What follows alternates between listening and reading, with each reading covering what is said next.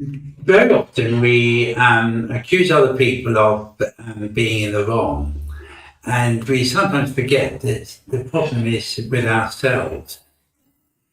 Here goes the story. There was a man who felt that his wife was losing her hearing. And so he went to the doctor and he explained to the doctor and he said, I love my wife very much indeed, but I think she's losing her hearing. How can I test it?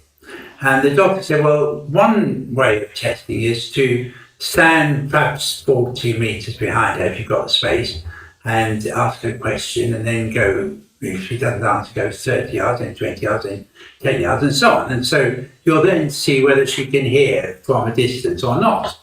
So the man went home. They had a big house and a very big kitchen. And he stood about 40 feet away from her.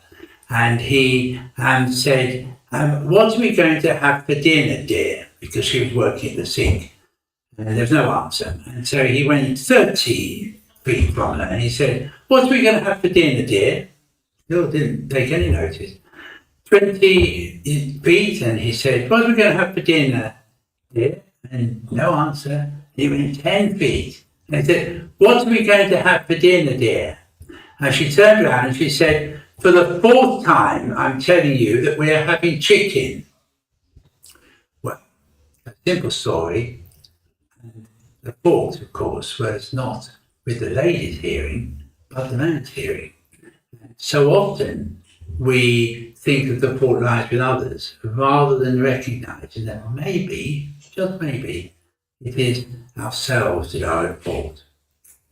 Bless you. Continue to be the wonderful person you are and give as much happiness as you can to others, as much love, and help everybody to know that they are precious, very important.